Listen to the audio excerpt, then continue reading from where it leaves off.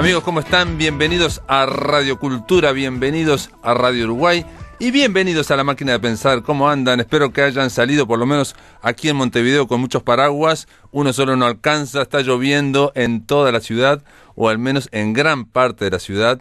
El tránsito está bastante complicado, pero bueno, aquí estamos para tener un programa. Hoy vamos a estar hablando de teatro y vamos a estar hablando de hachís, nada menos. Así que teatro y hachís para hoy en La Máquina de Pensar es una buena opción. Amigos, estamos con Carolina del Cuadro en la producción, ahí soportando los golpes que le da la vida, y con Javier Lasval ahí en controles de emisión.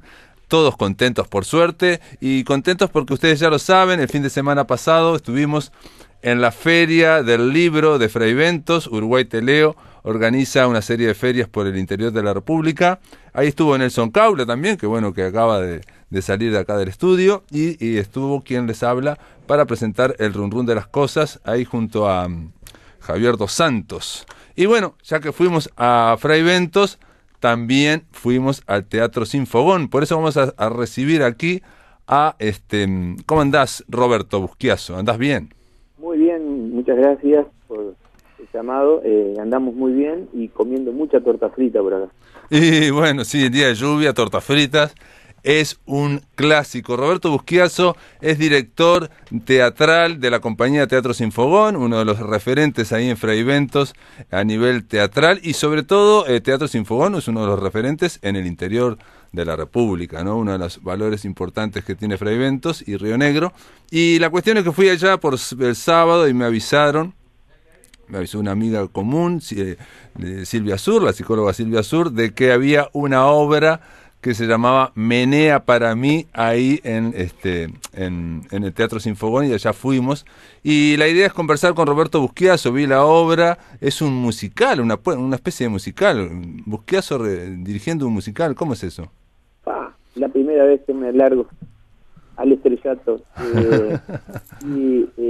Bueno, no sé si es musical, bien, es un híbrido, me parece a mí, entre musical, entre arte y danza. Realmente es una obra que fusiona tres lenguajes, o fusiona eso, y bueno, tiene sitio de musical porque en realidad está basada en música. En relación a otros tipos de espectáculos de teatro tenemos mucho más minutos, digamos, de música, y bueno, y sobre todo la elección de la obra responde un poco de la música, responde un poco al gusto de los personajes, que es la cumbia y la cumbia villera. Menea para mí tiene un subtítulo, esta obra teatral, que se llama Barrio, Amor y Cumbia.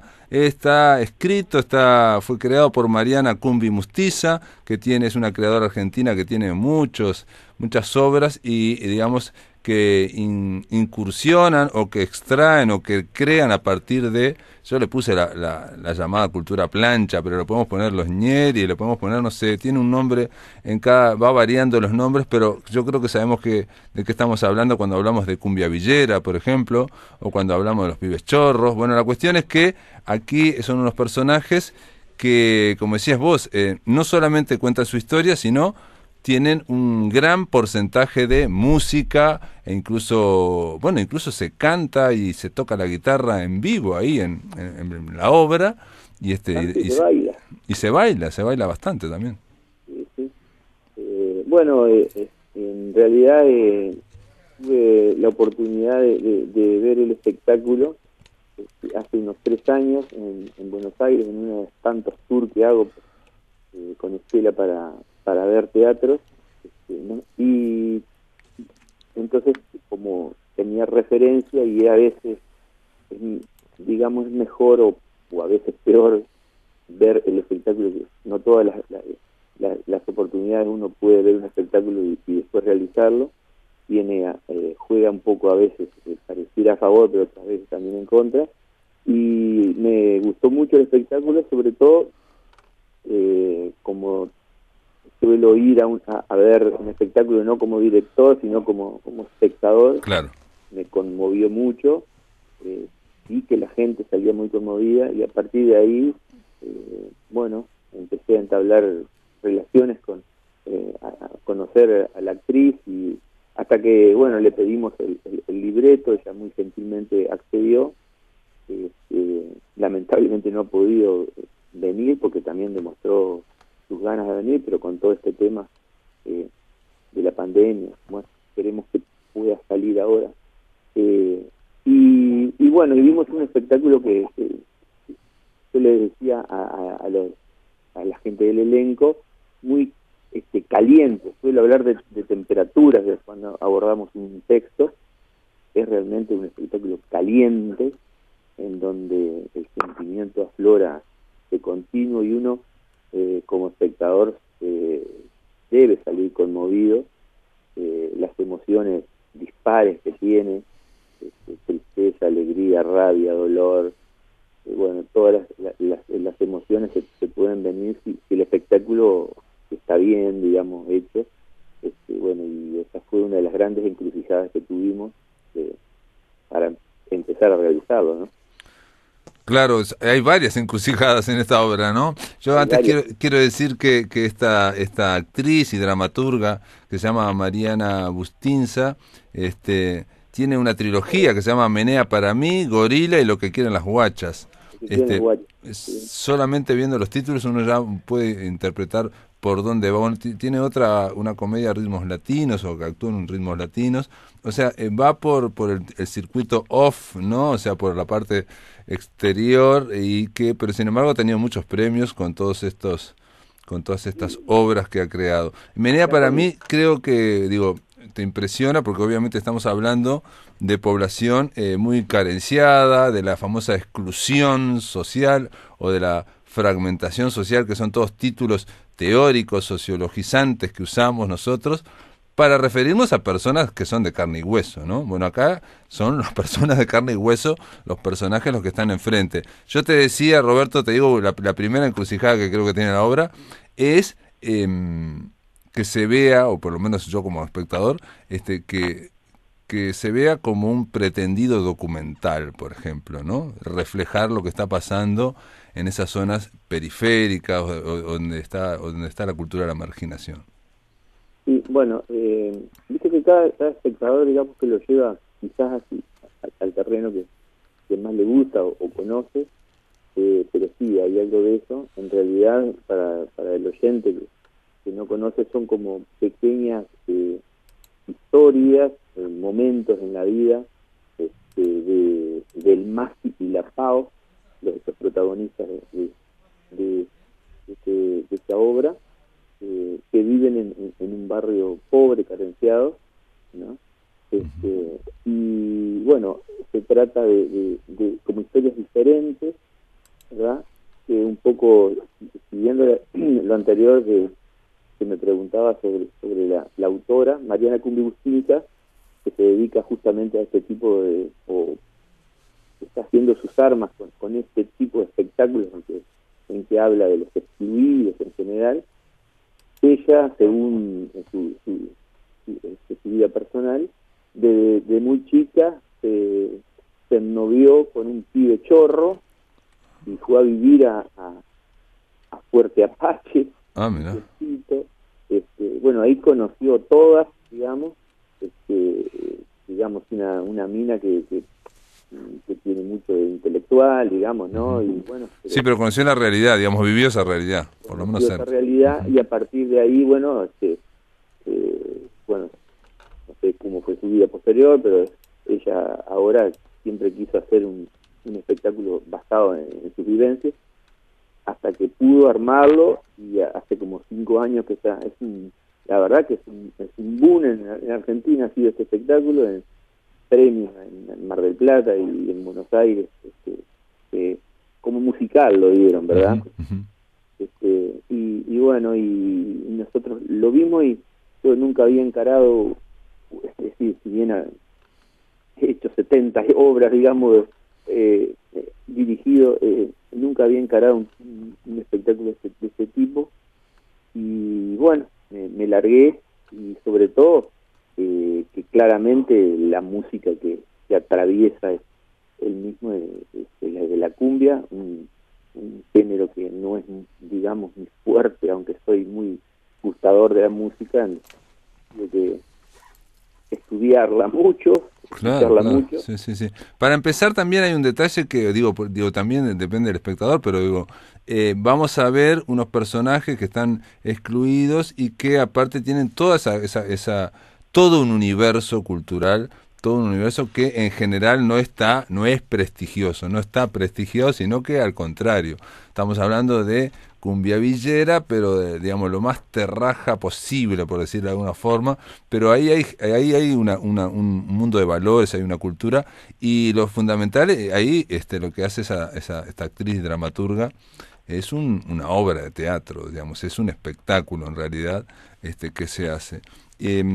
Igual es difícil o cuesta al principio o choca eso, que lo tenemos como desprestigiado, verlo en el centro de la escena, ¿no? O sea, ese es lo que vamos a ver, son estas historias de estos muchachos, estos jóvenes, totalmente excluidos, ¿no? Totalmente excluidos, pero hay humor, digamos, la idea no es que haya solo denuncia social, no hay una serie, digamos, aparte hay como ítems, no sé Roberto si la obra es así, en algún momento tratan el tema de la droga, en algún momento tratan el tema de los embarazos adolescentes, en algún momento tratan el tema del amor, en algún momento, bueno, van tratando el tema de la delincuencia, o sea, el tema de si robar o no robar, digo, es otro paso, en fin, hay como, es así en la obra, porque es un espectáculo la obra, tiene que estar equilibrada.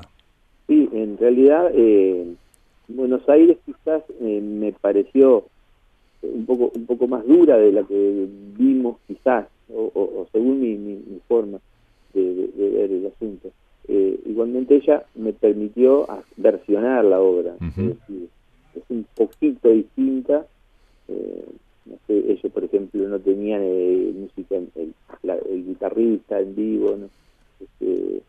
La obra se centraba más en la historia de Masi, era como más individual, a pesar de que estaban todos los otros, porque ellos andan como en tribu, no sé cómo decirte. Acá el asunto fue más colectivo, ¿no? Lo cual me permitió también trabajar con los actores, con los cuales llevo 3 años. Este fue un producto, hacía 3 años que estaba trabajando con este grupo en talleres, ¿no? Y el año pasado hicimos una obra de niños, un tanto diferente también, que fue Pinocho, y este año abordamos esta obra que parece como fácil, digamos, pero que es muy difícil en cuanto uno tiene una heterogeneidad en el elenco, digamos, de puntos de vista, de filosofía, de mirar la realidad. Entonces, partimos de un par de condicionantes que tenía que tener el espectáculo, ¿no? Y era la obra no tiene que dar lástima, tiene rasgos de violencia, tiene rasgos de todo lo que es, pero no tenía que dar lástima. Sí, tendría que salir el público como con un respeto, ¿verdad? Claro, un respeto en el sentido de darse cuenta, por lo menos pasó a mí, de que esto es todo un universo cultural propio del cual se puede, por ejemplo, hacer una obra de teatro de la misma forma que se podía hacer una de Romeo y Julieta por, yo qué sé, sobre el siglo XV, ¿no? XVI. En ese sentido, digamos que se puede extraer algo artístico de esa que son personajes que pueden ser hasta épicos incluso, pero que también, digamos, van evolucionando, ¿no? Porque se nos cuenta una pequeña historia, ahí los vemos al comienzo, hay un planteo, no hay desenlace, o sea, ellos también tienen momentos de crisis y hasta de decadencia. Yo quiero decir que actúan, la versión, obviamente es una versión de Roberto Busquiazo, está dirigida por Roberto, que es un director con una larguísima trayectoria, y actúan Juan Manuel Cáceres, Florencia Cunio, Sherilyn Griego, Arlet Gerfauo, Mario Príncipe, Ana Barrios y Alexis Ponce es el elenco. La pregunta es, ¿esto está actualmente en Fraiventos? Contame cuántos días va a estar en Fraiventos, y ya fue a Mercedes, si hay idea de pasar a otro lado. Bueno, el espectáculo como que recién comenzó. Mañana viernes estamos acá en Fraiventos y seguramente vamos a seguir a más porque aquí en general funciona mucho con el boca a boca. Claro. En el teatro es así, y ya vimos que este espectáculo, es decir, que faltan unos días para la obra y está casi lleno, que tenemos que entradas agotadas, o sea que ha venido gente que no venía claramente. Entonces en principio estamos por aquí y después seguramente nos hemos presentado en algún fondo por ahí que todavía no ha salido, pero sí es un espectáculo que nos parece lindo como para poder sacarlo. A veces no depende de uno, es un espectáculo de 10 personas más, digamos. Pero sí, tiene me parece, esa ventaja que al ser, como se te decía, caliente, es un espectáculo que hace vibrar, no podés quedar ahí sin tener sentimientos. No, tiene la contra de que, claro, son muchos actores, son como 10 personas, pero también, digamos, la escenografía puede cambiar, es muy mínima, ¿no? Puede cambiar y adaptarse a cualquier espacio convencional, o yo diría hasta no convencional, y que muestra un mundo que habitualmente, yo creo, bueno, pensé en Rescatate, aquí una famosa obra que se llama Rescatate, pero si no, no es habitual en el teatro uruguayo, ¿no? Eso es importantísimo. También digo porque es otro valor, ¿no? Ver algo diferente. Eso también, algunas personas que atreras, digamos, que la han visto ya, también han significado eso. Y tiene algo que nada es original puramente, pero sí tiene rasgos que le hacen de mucho interés, ¿no? Por eso. Y bueno, y como te decía, nosotros tuvimos algunas, fue muy lindo el laburo porque no queríamos una beatización de la marginalidad, ¿no? Digamos, no dar golpes bajos, y bueno, y lo que tenía que trabajamos mucho, que lo que se tiene que ver, le decía a los compañeros, el sentimiento de esos tipos que son tan cálidos, que ellos roban, ellos matan, se drogan, se emborrachan, pero se enamoran hasta las patas, más que nosotros. Sí. Están con los sentimientos a flor de piel, eso es claramente, ¿no? Es claramente que están como si están a flor de piel, todo muy directamente, y se dice directamente, pero bueno, hay una gran labor también de los actores y de las actrices, que realmente uno le sale el ñeri interior, realmente conectaron con el ñeri interior, porque realmente hay que felicitarlos. Roberto Busquiazo, un placer hablar con vos. Menea para mí, Barrio, Amor y Cumbia. Esto está, amigos, en el Teatro Sinfogón de Fraiventos. Esperemos que también circule por el resto del país y que puedan venir a Montevideo. En febrero estoy pensando que la gente de Paysandú y de otros, y bueno, Leonardo Martínez, ya hacen como en la Sala Verde, hacen un ciclo que es Teatro del Interior, ¿no? De Teatro Litoral. Sí, ahí. Leonardo es nuestro, de acá, sí. por aquí, y hay otros compañeros también que son que actúan en el grupo.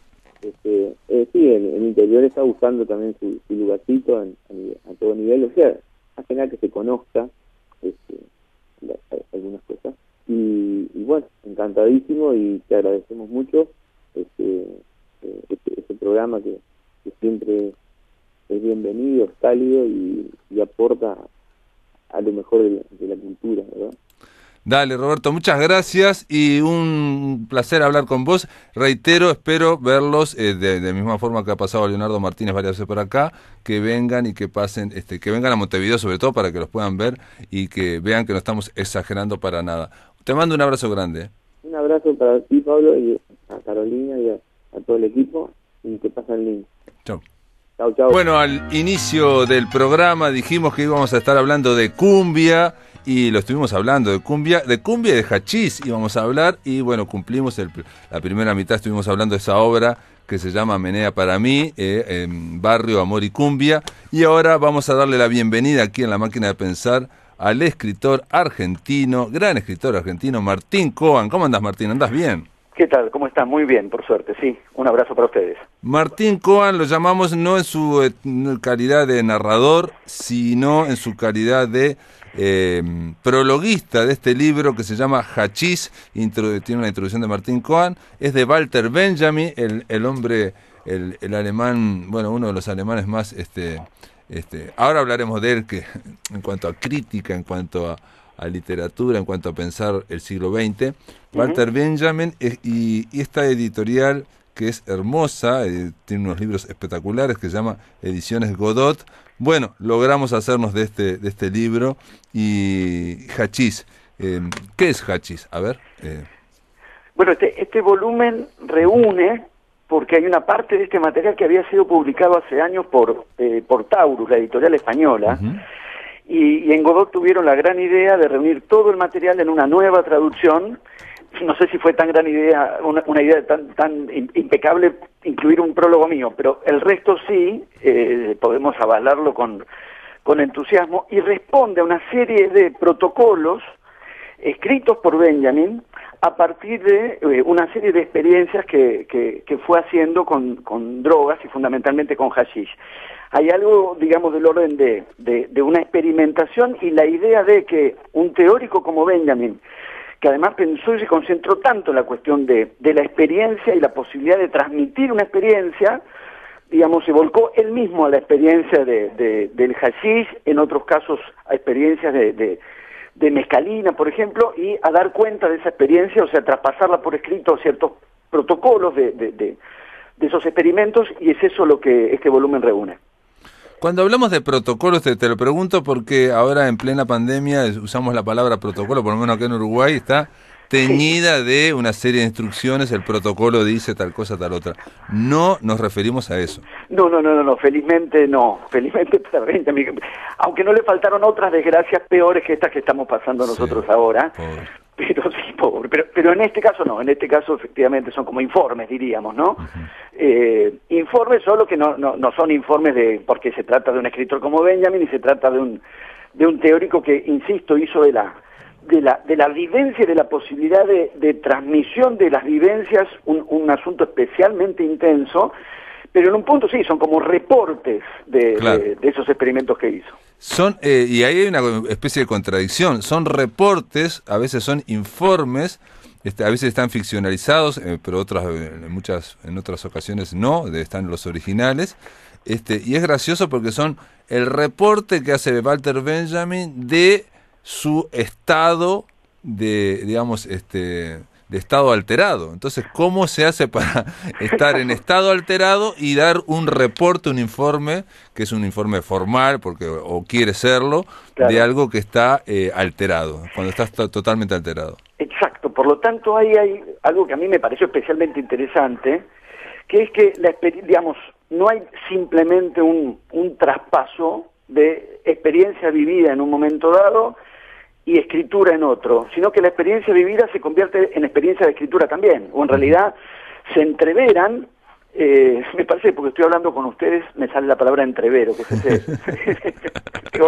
porque estoy hablando con ustedes, así que estoy pensando en Uruguay todo el tiempo, pero la palabra es pertinente, digamos, no es, digamos, por un lado una vivencia, y cuando la vivencia concluye viene la escritura a dar cuenta de la vivencia, sino que se entreveran las dos experiencias, la de la droga y la de la escritura, y es eso lo que vuelve interesante, ver qué de todo esto traspasa la propia escritura, por momentos la dificulta, por momentos la impide, y solamente, en algunos casos, solamente separándose un poco la escritura puede estabilizarse.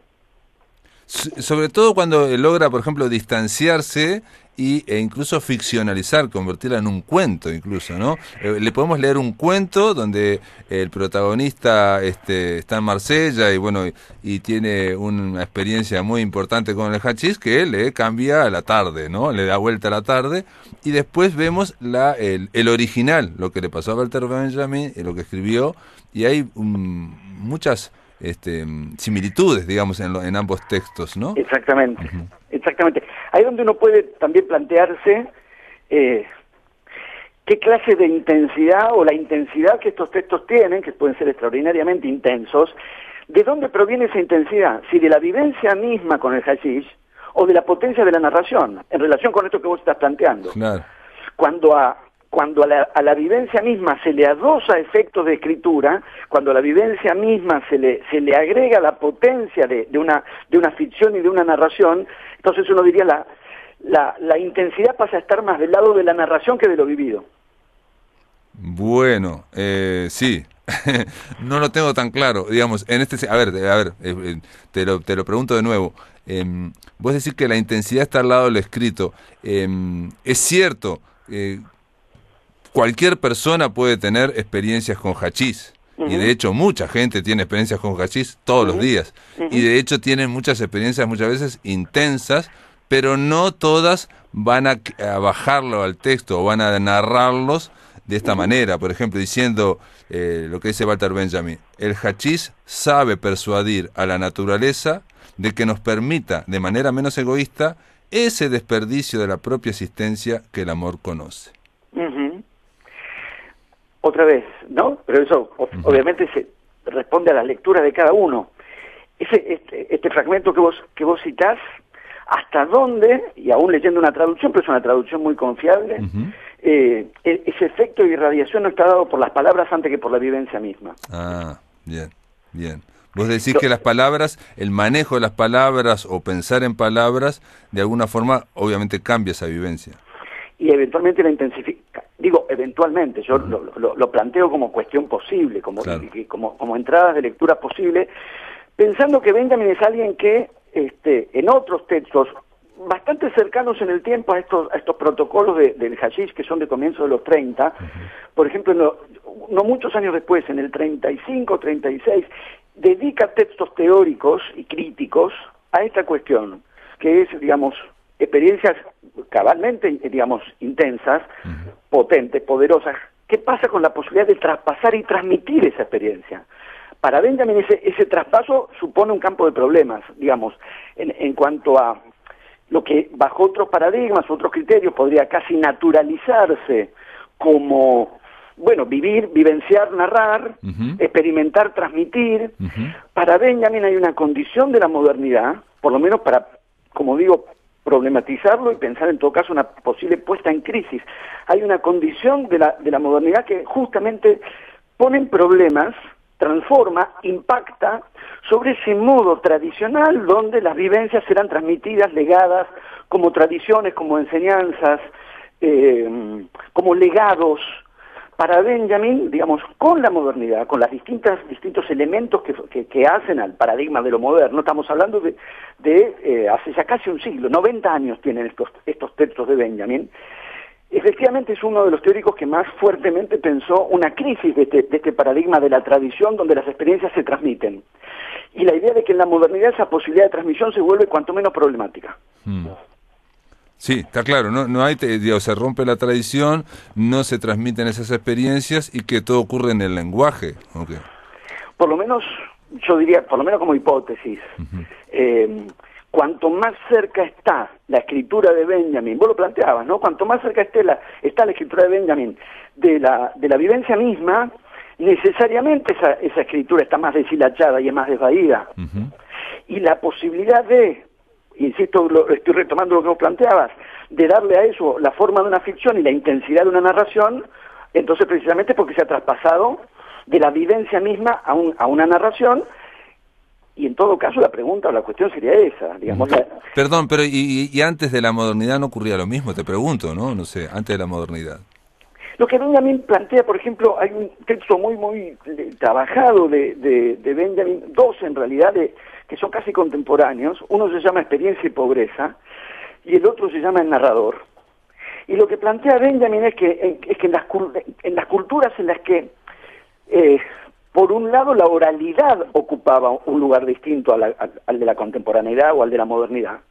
La oralidad, la narración oral, la escena en la que alguien, digamos, que había reunido una cierta experiencia de vida o había atravesado una determinada experiencia, podía transmitirla y legarla con el prestigio de la sabiduría a quienes iban a recoger ese legado, como se recoge una enseñanza o como se recoge una verdad. Para Benjamin, en la medida en que distintos elementos, la prensa, las ciudades, mira, cuando Benjamin pone los factores que de algún modo debilitan ese paradigma o ponen en crisis ese paradigma, uno de los factores que incluye ahí es la novela. La novela, frente al paradigma del relato oral, de la transmisión oral y tradicional, que estaba ligada al mismo tiempo a las fábulas con moralejas y a las verdades y las enseñanzas, que se transmitían desde algún lugar de autoridad y se recogían de ese lugar de autoridad de aquel que, atesorando la tradición de una experiencia o habiendo atravesado una vivencia determinada, tenía una verdad para transmitir y una sabiduría para legar. Ese paradigma, para Benjamin, con el desarrollo de las ciudades, con el desarrollo de la prensa, con el desarrollo del género novela, que es un género de la escritura, no es un género de la oralidad. Claro, y la reproductibilidad técnica famosa, ¿no? La posibilidad de hacer miles y miles, cientos de miles, millones de ejemplares de una sola cosa. Exactamente. El texto que vos mencionás, que es la obra de arte en la era de la reproductibilidad tecnológica, es de 1936, es el mismo año del texto El narrador. Ah, mira. O sea que efectivamente es un campo de problemas sobre el que Benjamin da vueltas con distintas aproximaciones y desde distintos ángulos, pero en este mismo periodo de los años 30, con este elemento para la literatura. Cuando Benjamin trabaja más fuertemente la cuestión de la reproductibilidad, cómo la tecnología permite haber pasado de la era de las obras únicas, de la pintura, claro, sigue siendo así, una obra única, original, que puede tener copias, pero son copias respecto de una obra original, respecto de lo que empieza a pasar con la fotografía o con el cine. El cine no tiene original, uno va al cine y ve una copia, y no ve una copia de un original que está en algún lugar, como uno puede ver una reproducción de una pintura cuyo original está en algún museo al que no podemos acceder. Uno ve una copia, va al cine, ve una copia fílmica, y esa copia no tiene ningún original. Esta transformación decisiva que Benjamin teoriza en los años 30 del siglo pasado, tiene un elemento interesante en el caso de la literatura, porque la literatura encuentra la reproductividad tecnológica mucho antes que la fotografía o que la reproducción de música, por ejemplo, que es con la imprenta. Y con la creación de la imprenta y con la invención fabulosa de esa tecnología maravillosa llamada libro, que todavía resiste en esta época de tantas transformaciones tecnológicas, todavía resiste ese invento antiquísimo llamado libro, se cambia la condición, digamos, en cuanto a que los géneros o las variantes de la oralidad traspasan a un género que solo puede existir por escrito y que al mismo tiempo supone esta transformación. La oralidad o la transmisión del relato oral, en el sentido que lo estábamos caracterizando antes, presupone de alguna manera un receptor colectivo. El viejo sabio, ¿no? Digámoslo así, el viejo sabio... Sí, colectivamente. Habla y claro, exactamente. Lo otro se hace individual. Pero él también él decía también, por ejemplo, a ver, imaginemos, yo que sé, no sé si lo decía así, pero digamos, la Gioconda, ¿no? La Gioconda es una pintura, pero si se hacen millones y millones de reproducciones, se ponen en camisetas, en calzoncillo, en papel higiénico, en fin, lo que ocurre, que es lo que ocurre, digamos, él dice que se debilitaba el aura, entre otras cosas. Él mencionaba el aura. Y a mí me extrañó encontrar esa palabra acá en unos apuntes de Bajo el trance de Hachís, donde dice bienestar ilimitado, fracaso de los complejos de angustia, el carácter lindo brota, todos los presentes adquieren matices de lo cómico, al mismo tiempo uno se compenetra con su aura. Sí, totalmente, porque el aura... ¿Qué sería el aura para él en ese sentido? El aura responde, en principio, respecto a las obras de arte, como decías, de la Gioconda, a esa condición propia del objeto único e irrepetible. Irrepetible en la medida en que en la repetición, digamos, la copia no equivale al original. No pasa eso con un disco, no pasa eso con una película, ¿no? Como decimos, en la copia no hay ninguna devaluación respecto sí. Con un libro tampoco, en los yankees dicen copia, al libro le dicen copia. Es que es una copia de ningún original, porque no es que... No hay original, claro. Claro, no es que nos conformamos con leer un libro porque no podemos acceder al manuscrito, supongamos, que sería el original, y le llamamos original al manuscrito. Es cierto.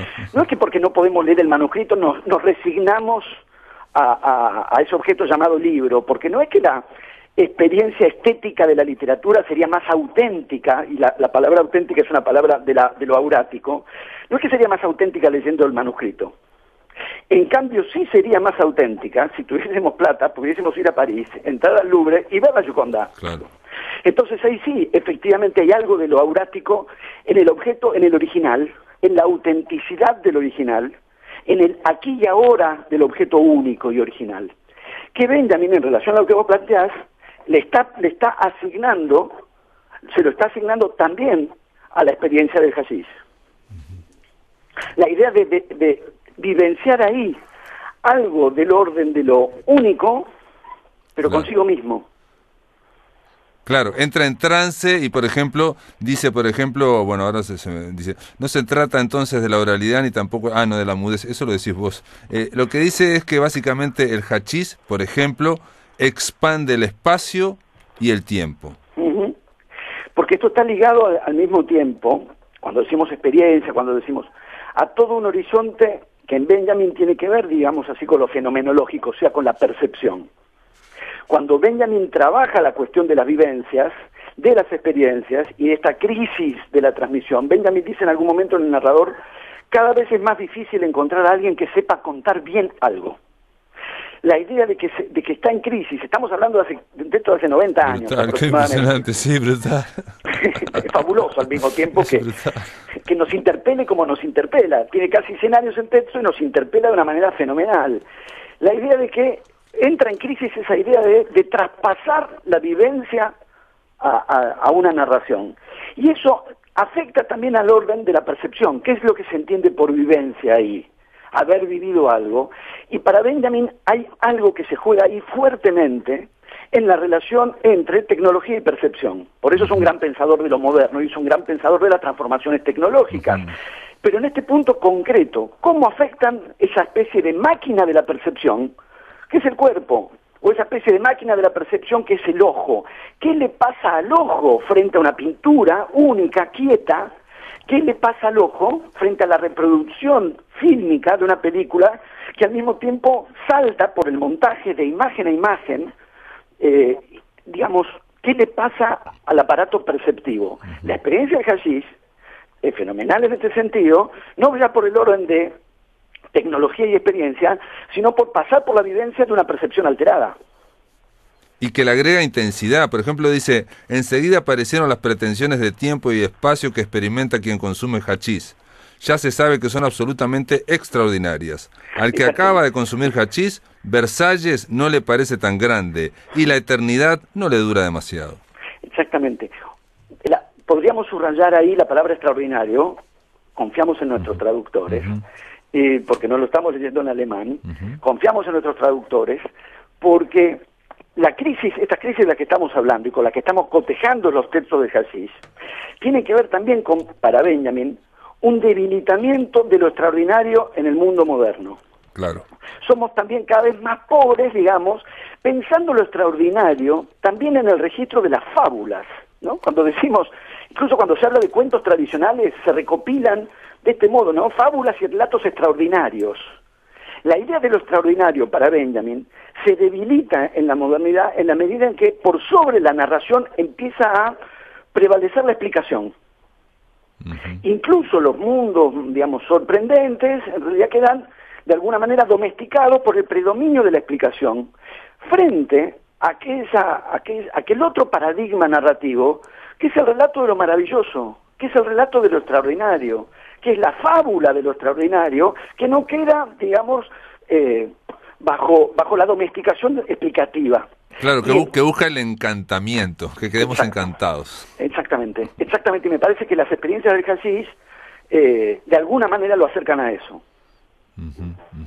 Bueno, pero entonces, perdón, cuando dice que debilita el aura de la obra, por ejemplo, de la Gioconda, digamos, de la reproducción, o que yo me compenetro con mi aura, dice también en el trance de hachís, ¿se refiere a la famosa intensidad? ¿Se refiere a que, por ejemplo, ahora en el siglo XXI no tenemos, bueno, se refiere, estaba pronosticando que en el siglo XXI hay problemas para conseguir algo intenso, ¿no? Cada vez se va subiendo la apuesta de las cosas más terribles y cada vez menos nos llama la atención. Sí, absolutamente. Por lo tanto, yo creo que hay, en un autor como Benjamin, y el tiempo que ha pasado, me parece que nos pone, no frente a un teórico que pueda haber quedado desactualizado, sino tampoco exactamente vigente. Yo diría, el tipo de transformaciones que han ido transcurriendo en los 90 u 80 años que pasaron entre estos textos y nuestro presente, es que algunos aspectos trabajados por Benjamin se han intensificado, se han potenciado enormemente. Por ejemplo, ¿qué aspectos? Mirá,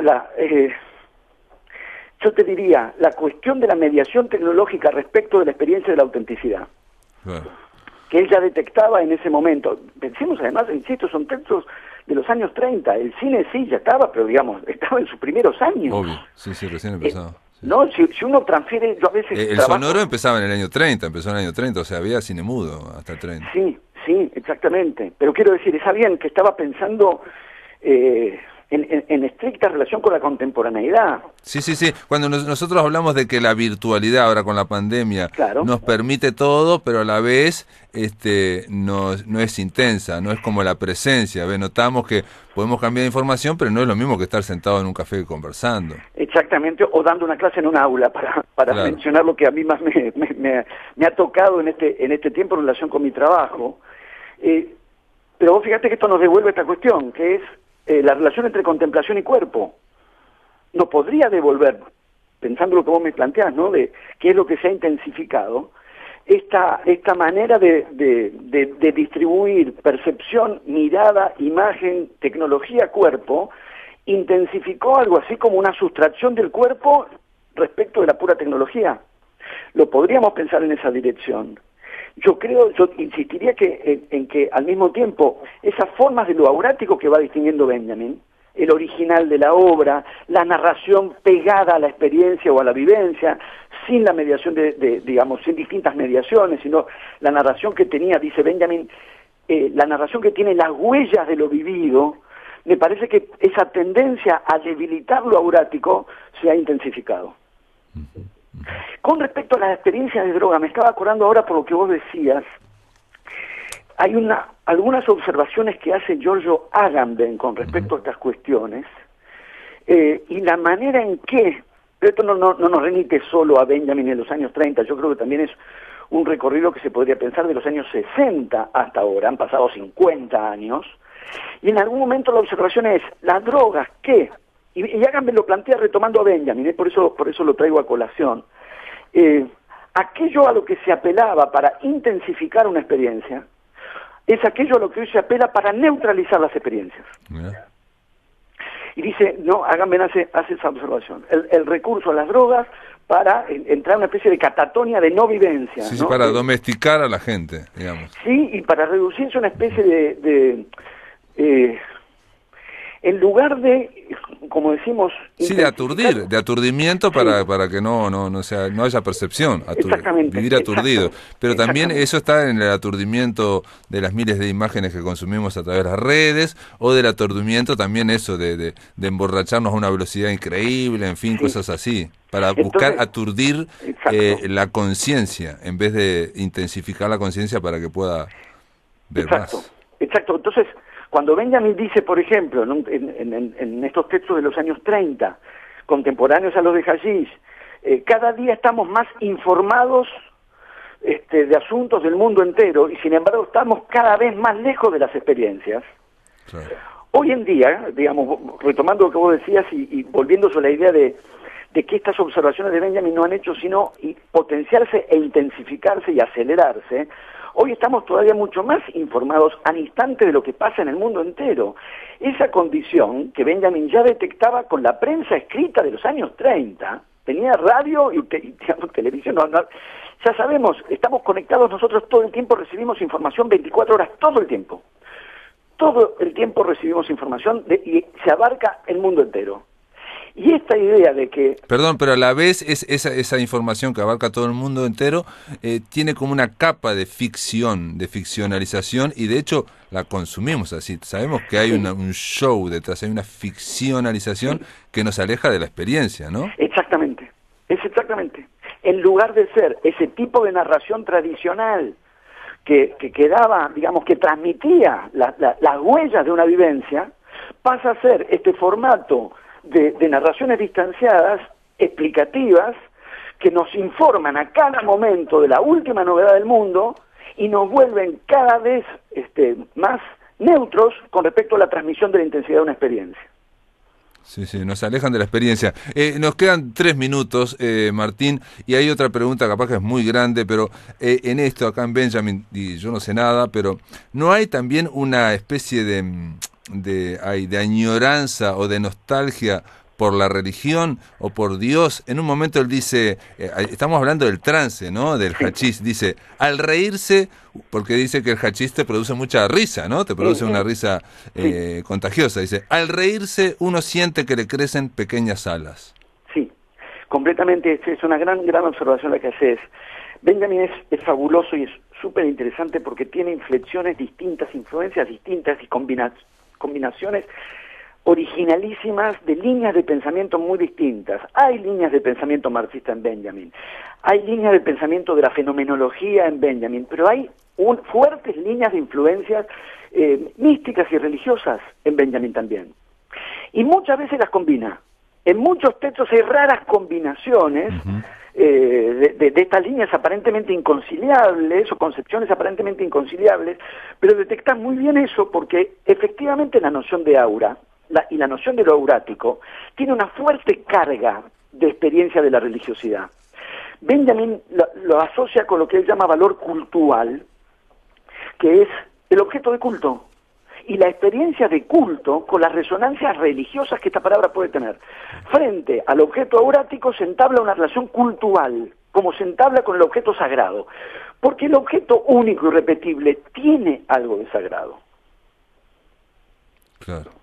Acá dice en un momento del trance de hachís que se queda mirando la mano, ¿no? Se queda en un momento totalmente fumado y dice, me quedé mirando mi mano, la reconocí, morena, etíope, y mientras mis labios seguían cerrados con fuerzas, pegados uno a otro, rechazando la bebida y la palabra por igual, una sonrisa ascendía desde adentro hasta ellos, una sonrisa arrogante, africana, y esto me resonó como muy judío, dice, la sonrisa del hombre que está a punto de comprender el curso del mundo y los destinos, y para quien ya no hay secreto alguno en las cosas y en los nombres.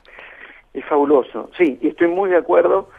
Cuando uno piensa en la influencia de la cabalística en Benjamin, a través de un amigo que influyó mucho sobre él, que es Gershom Scholem, y esta idea de una verdad inalcanzable por definición, porque el lugar de la verdad es el lugar de lo sagrado, es el lugar de Dios, es ese lugar al que siempre se va a tender, y que nunca, y es irrenunciable esa tendencia, y a la vez es el lugar inalcanzable por definición. Entonces ese a punto de, que corresponde también a ciertas formulaciones de la espera y del umbral en Kafka, autor sobre el que Benjamin escribió, y autor muy marcado también por el judaísmo. Entonces efectivamente esa especie de umbral de la verdad, inminencia de la verdad, a punto de, efectivamente se trata de eso. Muy bien, Martín Cohen, él es el introductor, el prologuista de Hachís, de Walter Benjamin. Esto está editado por Ediciones Godot, está acá en Montevideo, se puede comprar, amigos. Es un volumen sorprendente y bueno, está impresionante porque amplía también, Benjamin siempre amplía las experiencias, por lo menos aquellos que tengan experiencias o quieran tener experiencias, y sin embargo tiene que ver siempre todo que ver con la cultura, ¿no? Constantemente él se está hablando del ser humano en el centro de la cultura. Absolutamente. Espero estar yo también pronto en Montevideo porque extraño mucho esa ciudad.